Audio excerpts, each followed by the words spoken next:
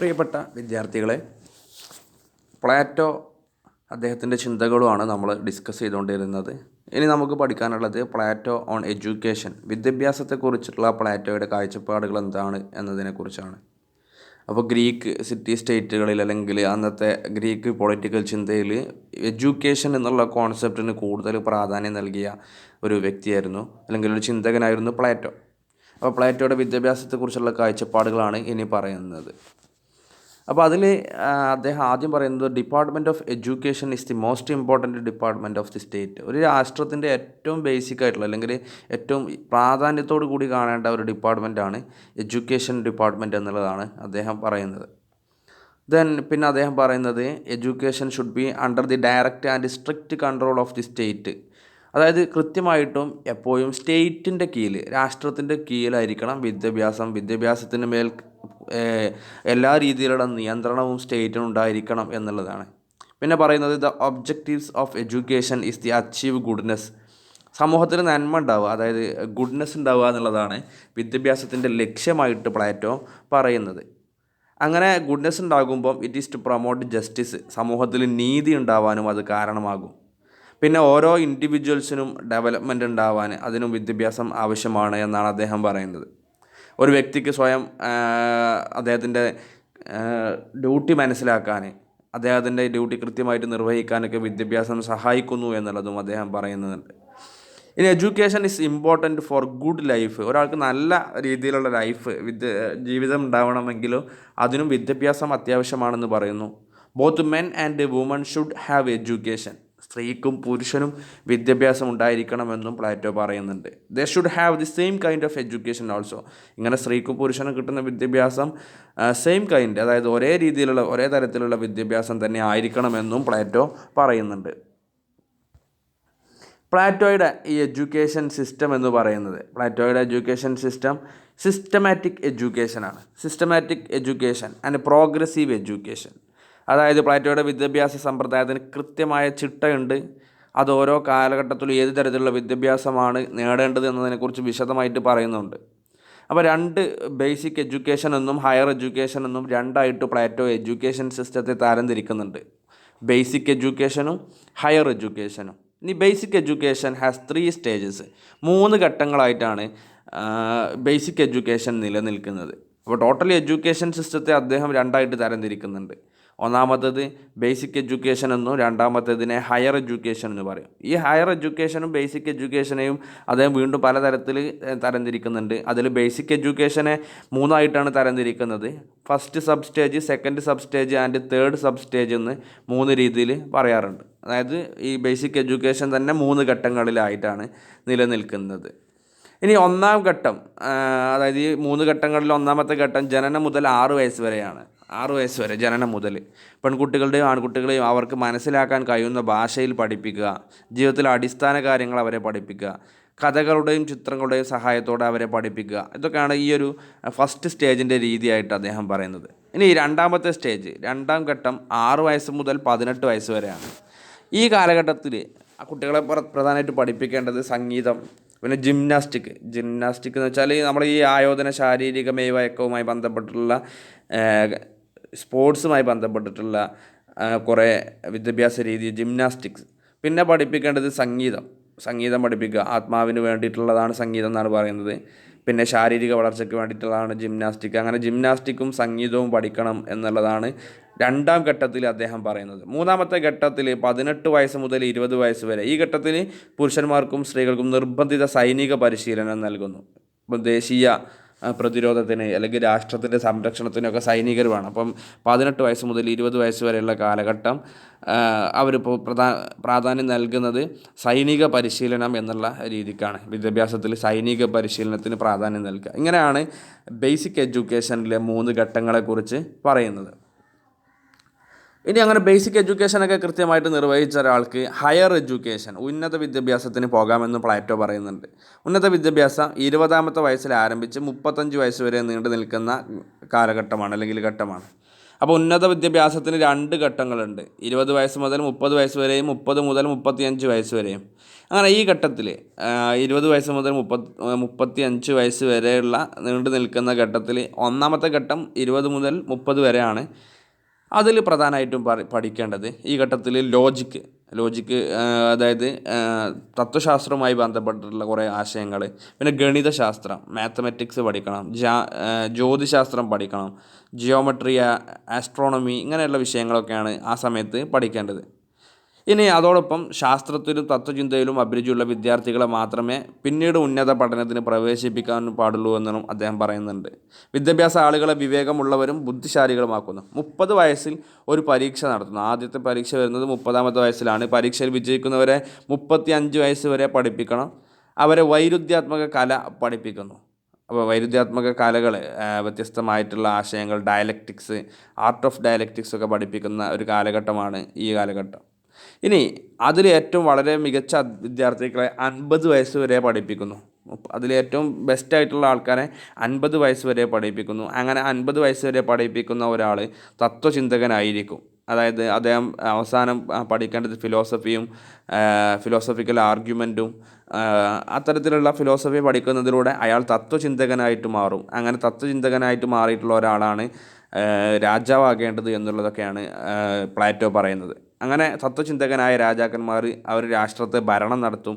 തത്വചിന്തകനായ രാജാവിന് വിദ്യാഭ്യാസം ജീവിതകാലം മുഴുവനായിട്ടും ലൈഫ് ലോങ് ആയിട്ട് വിദ്യാഭ്യാസം ആർജിച്ചെടുക്കേണ്ട ഒരു ഉത്തരവാദിത്വം ഉണ്ടായിരിക്കുമെന്നുള്ളതാണ് പ്ലാറ്റോ പറയുന്നത്. അപ്പോൾ പ്ലാറ്റോ എഡ്യൂക്കേഷൻ സിസ്റ്റത്തെ 1 വയസ്സ് മുതൽ 50 വയസ്സ് വരെയുള്ള വ്യത്യസ്ത ഘട്ടങ്ങളാക്കിയിട്ട് തരംതിരിക്കുന്നുണ്ട്.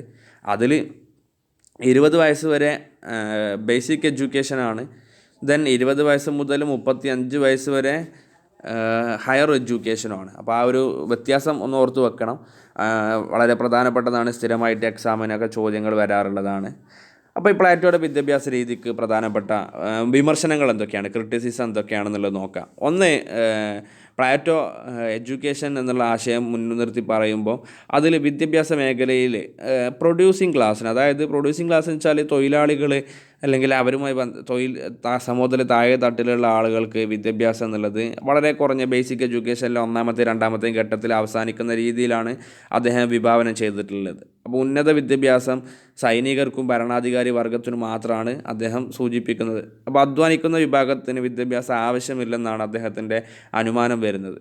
രണ്ടാമത്തേത് വൈവിധ്യത്തിൻ്റെ അഭാവം. പ്ലാറ്റോയുടെ വിദ്യാഭ്യാസ പദ്ധതി ഒരാളും മറ്റൊരാളും തമ്മിലുള്ള വ്യക്തിഗത വ്യത്യാസങ്ങളെ ശ്രദ്ധിക്കുന്നില്ല. ഒരേ തരത്തിലുള്ള വിദ്യാഭ്യാസമാണ് എല്ലാവർക്കും കൊടുക്കുന്നത്. അപ്പോൾ അതുകൊണ്ട് തന്നെ മുഴുവൻ ആളുകൾക്കും ഒരേപോലെയുള്ള വിദ്യാഭ്യാസം കൊടുക്കുക എന്നുള്ളതിനെ പലപ്പോഴും പലരും വിമർശിക്കാറുണ്ട്. ഒരു വെറൈറ്റി ഇല്ല എന്നുള്ളതാണ് അദ്ദേഹത്തിൻ്റെ വിദ്യാഭ്യാസ രീതിയെ വിമർശിക്കുന്നവർ പറയുന്നത്. മൂന്നാമത്തേത് neglect of literary education. Plato സാഹിത്യത്തിൻ്റെ അല്ലെങ്കിൽ എഴുത്ത്, വായന അങ്ങനെയുള്ള കാര്യങ്ങൾക്കൊക്കെ പ്രാധാന്യം കുറക്കുകയും പകരം ഈ സൈനിക വിദ്യാഭ്യാസം അങ്ങനെ സാഹിത്യത്തിലുള്ള സാഹിത്യ മേഖലയ്ക്ക്, ആർട്ടിൻ്റെ മേഖലയ്ക്ക് യാതൊരു പ്രാധാന്യം നൽകാത്ത രീതിയിലുള്ള വിദ്യാഭ്യാസ രീതിയാണ് പ്ലാറ്റോ മുന്നോട്ട് വെക്കുന്നത്. ഓക്കെ, ഇനി നമുക്ക് പഠിക്കാനുള്ള മറ്റൊരാശയം പ്ലാറ്റോസ് തിയറി ഓഫ് കമ്മ്യൂണിസമാണ്. പ്ലാറ്റോസ് തിയറി ഓഫ് കമ്മ്യൂണിസം, പ്ലാറ്റോയുടെ കമ്മ്യൂണിസം എന്നുള്ള ആശയം. കമ്മ്യൂണിസം എന്ന് വെച്ചാൽ പ്രൈവറ്റ് പ്രോപ്പർട്ടി ഇല്ലാതിരിക്കുക എന്നുള്ളൊരു ആശയമാണ് പ്ലാറ്റോയുടെ മാത്രമല്ല, കമ്മ്യൂണിസം എന്ന് പറഞ്ഞാൽ എൻഡ് ഓഫ് പ്രൈവറ്റ് പ്രോപ്പർട്ടി, എല്ലാം സ്റ്റേറ്റിന് കീഴിലാക്കുക എന്നുള്ള ആ ഒരു രീതിയാണ് പ്ലാറ്റോയുടെ തിയറി ഓഫ് കമ്മ്യൂണിസം എന്നുള്ളത് കൊണ്ട് ഉദ്ദേശിക്കുന്നത്. അപ്പം പ്ലാറ്റോയുടെ കമ്മ്യൂണിസത്തെക്കുറിച്ചുള്ള സിദ്ധാന്തം നോക്കാം. ഇനി ഈ പ്ലാറ്റോ ഒരു ആധുനിക ചിന്തകന്മാരിൽ വ്യത്യസ്തനായിട്ടുള്ള ഒരു ഈ ഒരു ഗ്രീക്ക് പൊളിറ്റിക്കൽ ചിന്തയിൽ വ്യത്യസ്തമായിട്ടുള്ള ആശയങ്ങൾ കൊണ്ടുവന്നിട്ടുള്ള ഒരു ചിന്തകനാണ് പ്ലാറ്റോ. പ്ലാറ്റോയുടെ ആ ചിന്തകളിൽ ഏറ്റവും പ്രധാനപ്പെട്ട ഒരു ചിന്തയാണ് പ്ലാറ്റോസ് തിയറി ഓഫ് കമ്മ്യൂണിസം എന്ന് പറയുന്നത്. പ്ലാറ്റോയുടെ കമ്മ്യൂണിസം എന്ന ആശയം ആധുനിക കമ്മ്യൂണിസത്തിൽ നിന്ന് വ്യത്യസ്തമാണ്. പ്ലാറ്റോയുടെ കമ്മ്യൂണിസം ഉയർന്ന വർഗത്തിന് വേണ്ടി മാത്രമുള്ളതായിരുന്നു. അതായത് ഞാൻ നേരത്തെ പറഞ്ഞിട്ടുണ്ടായിരുന്നു, സൈനികർ എന്ന് പറയുമ്പോൾ രാഷ്ട്രത്തിന് സംരക്ഷണം നൽകേണ്ടവർ, പിന്നെ ഭരണാധികാരികൾ, അവർക്ക് മാത്രമായിട്ടുള്ള ചില നിയമങ്ങൾ അടങ്ങുന്ന ഒരാശയമാണ് പ്ലാറ്റോസ് തിയറി ഓഫ് കമ്മ്യൂണിസം എന്ന് പറയുന്നത്. അവരുടെ ജോലി രാഷ്ട്രത്തിൻ്റെ ഭരണമാണ്. അതായത് ഈ സൈനികരുടെയും ഭരണാധികാരികളുടെയും ജോലി എന്ന് പറയുന്നത് രാഷ്ട്രത്തിൻ്റെ ഭരണമാണെന്നാണ് പറയുന്നത്. അവരാണ് രാജ്യത്തെ സംരക്ഷിക്കേണ്ടത്. യുക്തിയുടെയും ആത്മാവിൻ്റെയും ഘടകങ്ങൾ അവരിലുണ്ട്. അവരുടെ ധർമ്മം ഭരണം നടത്തുക എന്നതാണ്. അവർക്ക് രാഷ്ട്രീയ അധികാരങ്ങളുണ്ട്, അതേസമയം തൊഴിലാളികൾ, അതായത് നേരത്തെ നമ്മൾ പറഞ്ഞ രണ്ട് വിഭാഗം, ഒന്ന് ഭരണാധികാരികളും മറ്റൊന്ന് സൈനികരും, അവർക്ക് വലിയ ഉത്തരവാദിത്തമുണ്ട്. അവർക്ക് വലിയ ഉത്തരവാദിത്തം എന്ന് വെച്ചാൽ അവർ രാഷ്ട്രത്തെ സംരക്ഷിക്കണം, രാഷ്ട്രത്തിന് വേണ്ടി പ്രവർത്തിക്കണം, അവർക്ക് മറ്റൊരു ഡ്യൂട്ടി ഉണ്ടാവാൻ പാടില്ല എന്നും അദ്ദേഹം പറയുന്നുണ്ട്. അതേസമയം തൊഴിലാളികൾ സാമ്പത്തിക പ്രവർത്തനങ്ങളിൽ ഏർപ്പെടുന്നുണ്ട്. അതുകൊണ്ട് തന്നെ തൊഴിലാളികൾക്ക് സാമ്പത്തിക ശക്തിയുണ്ട്. എന്നാൽ രാഷ്ട്രീയവും സാമ്പത്തിക ശക്തിയും ഒരേ കൈകളിൽ കേന്ദ്രീകരിക്കുന്നു എന്നുള്ളത് പ്ലാറ്റോയുടെ അഭിപ്രായമാണ്. അതായത് രാഷ്ട്രീയ കാര്യങ്ങളും സാമ്പത്തിക കാര്യങ്ങളും ഒരേ ആൾക്കാരുടെ കൈവശം എത്തിച്ചേരാൻ പാടില്ല. അങ്ങനെ ആകുമ്പോൾ അവർക്ക് ഏറ്റവും കൂടുതൽ സാമ്പത്തികത്തോടായിരിക്കും താല്പര്യം. അപ്പോൾ അവർ രാഷ്ട്രീയത്തെ മറക്കും. അപ്പോൾ അതിൻ്റെ അടിസ്ഥാനത്തിൽ പ്ലാറ്റോ പറയുന്നത് ഉയർന്ന വർഗത്തിന് സാമ്പത്തിക ശക്തി ഉണ്ടാവാൻ പാടില്ല, പകരം അവർ ഭരണം നടത്തുക, സൈനികരാവുക, അങ്ങനെ ആ ഒരു ഡ്യൂട്ടി മാത്രമേ നിർവഹിക്കാൻ പാടുള്ളൂ. അതുകൊണ്ട് തന്നെ അവർക്ക് സാമ്പത്തികം ഉണ്ടാവാൻ പാടില്ലെന്നും സ്വകാര്യ സ്വത്ത് ഉണ്ടാകരുതെന്നും അവർക്ക് സ്വകാര്യ കുടുംബങ്ങൾ വരെ ഉണ്ടാകാൻ പാടില്ല എന്നും പ്ലാറ്റോ പറയുന്നുണ്ട്. അപ്പോൾ പ്ലാറ്റോയുടെ തിയറി ഓഫ് കമ്മ്യൂണിസത്തിൽ പറയുന്നത് രണ്ട് തരത്തിലുള്ള ആൾക്കാരാണ് സമൂഹത്തിലുള്ളത്. ഒന്ന് രാഷ്ട്രവുമായി ബന്ധപ്പെട്ടവരും, രണ്ടാമത്തത് സാമ്പത്തിക കാര്യങ്ങളുമായി ബന്ധപ്പെട്ടവരും.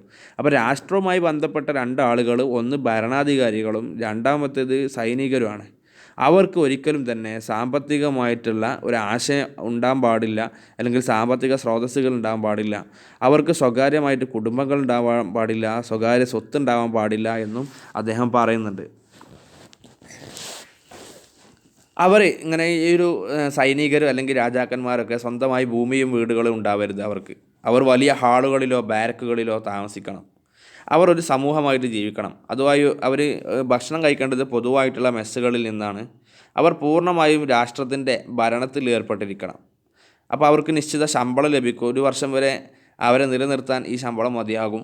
അതിനാൽ തൊഴിലാളികൾക്ക് മാത്രമേ കുടുംബവും സ്വകാര്യ സ്വത്തുണ്ടാകാൻ പാടുള്ളൂ എന്ന് പ്ലാറ്റോ പറയുന്നുണ്ട്. കുടുംബ വ്യവസ്ഥ, കുടുംബ വികാരം വ്യക്തിപരമായ അഭിലാഷങ്ങളിലേക്ക് നയിക്കുന്നു എന്ന് പ്ലാറ്റോ പറയുന്നു. അതായത് പ്ലാറ്റോ പറയുന്നത് കുടുംബം ഉണ്ടായി കഴിഞ്ഞാൽ പിന്നെ മക്കളുണ്ടാകുമ്പോൾ എൻ്റെ മക്കൾ, അവർക്ക് നല്ല ഭക്ഷണം, നല്ല വസ്ത്രം, അപ്പോൾ കൂടുതൽ സാമ്പത്തികം ആർജിക്കേണ്ടി വരും. അങ്ങനെ സാമ്പത്തികം ആർജിക്കാനുള്ള ശ്രദ്ധ വന്നു കഴിഞ്ഞാൽ അത് രാഷ്ട്രത്തെ മോശമായിട്ട് ബാധിക്കും എന്നുള്ളതാണ് പറയുന്നത്. അപ്പോൾ പ്ലാറ്റോ പറയുന്നത് കുടുംബ വ്യവസ്ഥയും കുടുംബം എന്നുള്ള വികാരവും വ്യക്തിപരമായ അഭിലാഷങ്ങളിലേക്ക് നയിക്കുന്നു എന്നാണ്. ഭരണാധികാരി വർഗത്തിന് വ്യക്തമായ അഭിലാഷങ്ങൾ ഉണ്ടാകരുത്, വ്യക്തിപരമായ അഭിലാഷങ്ങൾ ഉണ്ടാവരുത്. അതായത് ഭരണാധികാരികൾ, സൈനികർ, ഇവർക്കൊന്നും വ്യക്തിപരമായ ഒരു ആഗ്രഹവും അഭിലാഷവും ഉണ്ടാവാൻ പാടില്ല. ഇതാണ് പ്ലാറ്റോയുടെ കമ്മ്യൂണിസത്തെക്കുറിച്ചുള്ള ആശയം പറയുന്നത്. അപ്പോൾ ഈ പ്ലാറ്റോയുടെ കമ്മ്യൂണിസം എന്നുള്ള ആശയം, അതായത് സൈനികർക്കും രാജാക്കന്മാർക്കൊന്നും വ്യക്തിപരമായി കുടുംബം പാടില്ല, സ്വകാര്യ സ്വത്ത് പാടില്ല എന്നൊക്കെ പറയുമ്പോൾ ഈ ഒരു ആശയം, ഈ പ്ലാറ്റോയുടെ ഐഡിയ ഓഫ് കമ്മ്യൂണിസം, അതിന് ഒരുപാട് വിമർശനങ്ങളും പറയുന്നുണ്ട്. ഒന്നാമത് ഭാര്യമാർ, കുട്ടികൾ, കമ്മ്യൂണിസം അല്ലെങ്കിൽ ഭാര്യമാരുടെയും കുട്ടികളൊക്കെ കമ്മ്യൂണിസം യഥാർത്ഥത്തിൽ ആരോഗ്യത്തിനെതിരാണ്. ഇത് മനുഷ്യ സ്വഭാവത്തിനും സാമൂഹിക സുരക്ഷിതത്വത്തിനും എതിരാണ്. അതായത് ഭാര്യമാരുണ്ടാകാൻ പാടില്ല, കുട്ടികളുണ്ടാകാൻ പാടില്ല എന്നൊക്കെ പറയുന്നുണ്ട് പ്ലാറ്റോ. ഭാര്യമാരുണ്ടായി കഴിഞ്ഞാൽ സ്വന്തമായിട്ട് ഭാര്യമാർ പാടില്ല എന്ന് പറയുന്നുണ്ട് പ്ലാറ്റോ. അതായത് സ്വന്തമായിട്ട് ഭാര്യമാർ പാടില്ല എന്ന് പറയുമ്പോൾ ലൈംഗിക ആസ്വാദനത്തിന് വേണ്ടി ഏത് സ്ത്രീയെയും എന്ത് ചെയ്യാം, ഉപയോഗിക്കാം. പക്ഷേ അവരൊന്നും സ്വന്തമായി ഭാര്യയാകരുത്. കുട്ടികളുണ്ടായി കഴിഞ്ഞാൽ അവരൊന്നും ആ വ്യക്തിയുടെ കുട്ടികളല്ല, പകരം രാഷ്ട്രത്തിൻ്റെ കുട്ടികളാണ് എന്നാണ് പറയുന്നത്, പ്ലാറ്റോ പറയുന്നത്. അവ ഭാര്യമാരുടെയും കുട്ടികളുടെയും കമ്മ്യൂണിസം യഥാർത്ഥത്തിൽ ആരോഗ്യത്തിനും എതിരാണ്. ഇത് മനുഷ്യ സ്വഭാവത്തിനും എതിരാണ്. മനുഷ്യൻ്റെ ഒരു പ്രകൃതി മനുഷ്യന് നൽകുന്ന ഒരു ആശയം ഉണ്ടാവും. അപ്പോൾ അതിനൊക്കെ എതിരാണ് ഈ ഭാര്യമാരുടെയും കുട്ടികളുടെയും കമ്മ്യൂണിസം എന്ന് പറയുന്നത്. രണ്ടാമത്തത്, ഭാര്യമാരെയും കുട്ടികളെയും താഴ്ന്ന തൊഴിലാളി വർഗത്തിന് മാത്രമായിട്ട് പ്ലാറ്റോ നിജപ്പെടുത്തുന്നു. അതായത് പ്ലാറ്റോയുടെ അഭിപ്രായത്തിൽ സ്വന്തമായിട്ട് ഭാര്യമാരെ, കുട്ടികളൊക്കെ ഈ തൊഴിലാളി വിഭാഗത്തിന് മാത്രമേ ഉണ്ടാവാൻ പാടുള്ളൂ എന്നുള്ളതാണ് അദ്ദേഹം പറയുന്നത്. മൂന്നാമത്തത്, വിവാഹം ഒരു യാന്ത്രിക പ്രക്രിയയല്ല, ഇതൊരു സാമൂഹിക സ്ഥാപനമാണ്. സമൂഹത്തിൻ്റെ നിലനിൽപ്പിന് ഇത് വളരെ അത്യാവശ്യമാണ്. അപ്പോൾ വിവാഹം എന്നുള്ള ഒരു കരാറിനോ മറ്റൊന്നും പ്ലാറ്റോ പ്രാധാന്യം നൽകുന്നില്ല. കുട്ടികളുണ്ടാക്കുന്നതിനുള്ള ഒരു വ്യവസ്ഥയായി ഇതിനെ മാറ്റാൻ കഴിയില്ല എന്നുള്ളതും വിമർശനമായിട്ട് പറയുന്നുണ്ട്. ഇനി പ്ലാറ്റോയുടെ കമ്മ്യൂണിസം എന്ന ആശയം പ്രത്യേകിച്ച് വിശുദ്ധമല്ലാത്തതാണെന്നാണ്. അതായത് അന്നത്തെ മതവിശ്വാസങ്ങൾ, ആധുനിക സംസ്കാര രീതികൾ, ഇതിനൊക്കെ എതിരാണ് പ്ലാറ്റോയുടെ ഈ communism of wives and family എന്നുള്ള ആശയം പറയുന്നത്. അതായത് കമ്മ്യൂണിസം ഓഫ് ഫാമിലിയിൽ പറയുന്നത് അത് ഇന്നത്തെ നമ്മുടെ സംസ്കാരത്തിന് അല്ലെങ്കിൽ നമ്മുടെ ഹോളി ലൈഫിനൊക്കെ വിപരീതമായിട്ടുള്ള ഒരു ആശയമാണ് പ്ലാറ്റോയുടെ ഐഡിയ ഓഫ് കമ്മ്യൂണിസം എന്നുള്ളതാണ് പറയുന്നത്. ഓക്കെ, അപ്പോൾ ഇത്രയും കാര്യങ്ങളാണ് പ്ലാറ്റോയുടെ ഐഡിയ ഓഫ് കമ്മ്യൂണിസത്തിൻ്റെ വിമർശനങ്ങൾ വരുന്നത്. അപ്പം പ്ലാറ്റോയുടെ എഡ്യൂക്കേഷനും പ്ലാറ്റോയുടെ ഐഡിയ ഓഫ് കമ്മ്യൂണിസവുമാണ് നമ്മൾ ഈ ഒരു വീഡിയോക്കകത്ത് ഡിസ്കസ് ചെയ്തിട്ടുള്ളത്. Thank you.